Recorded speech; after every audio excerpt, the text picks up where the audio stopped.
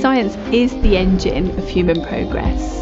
So far, it's been the best tool we've had to understand the world around us and to help us solve problems.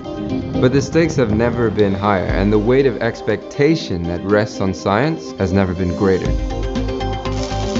Instead of a general promise of progress, science now needs to deliver on solving some of our biggest and our most urgent challenges. I think by now everybody knows what we're talking about, right? Climate change, food security, global pandemics, energy crisis, population growth, etc., etc., etc. The task is enormous and there is a lot to be concerned about. But I think there's a lot of reasons to be optimistic, and I think science gives us that.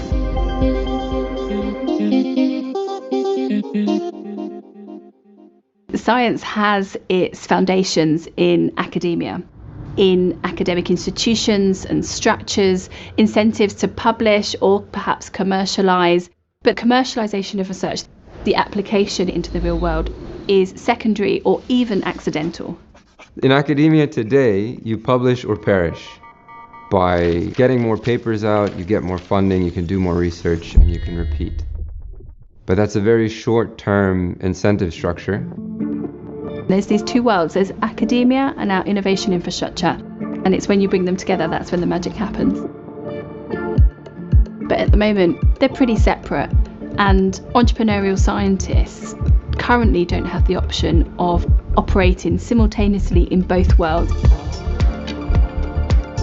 So while academia is undeniably the core of research, ideas, innovation, it's not explicitly designed to deliver new science ventures. New science companies that are so laser focused on tackling global challenges. It's also not intentionally inclusive. It's often not a source of diverse talent. And that needs to change. Championing diversity and inclusion is morally the right thing to do. But it's also really good for science. We need people from completely different ways of thinking, different backgrounds, cultures, to combine those and come up with truly novel, more powerful solutions. We need to broaden our definition of scientist.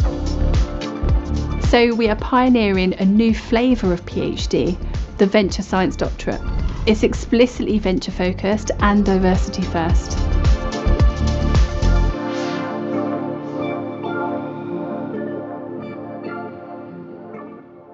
Deep Science Ventures is a global decentralized venture creator, which has generated over 40 science companies, a portfolio valued at over $300 million, and backed by people like Bill Gates and Elon Musk. Now that we have a venture creation model that's very effective, we realize that we can scale this maximally through higher education, and that's why we created the Venture Science Doctorate.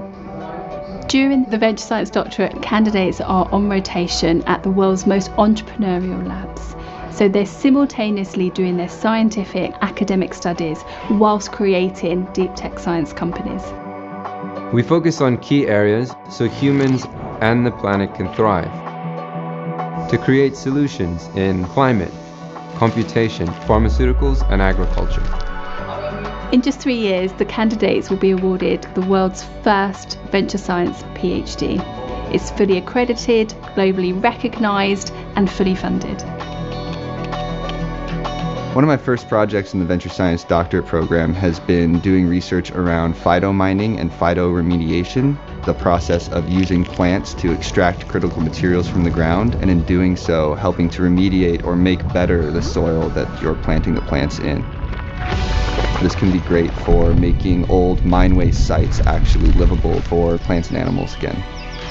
The biggest difference between the Venture Science Doctorate and some of my past academic experiences is that now I'm learning things directly from the investors and the people that might support me later in my career, as opposed to professors and academics that could at best write me a letter of recommendation.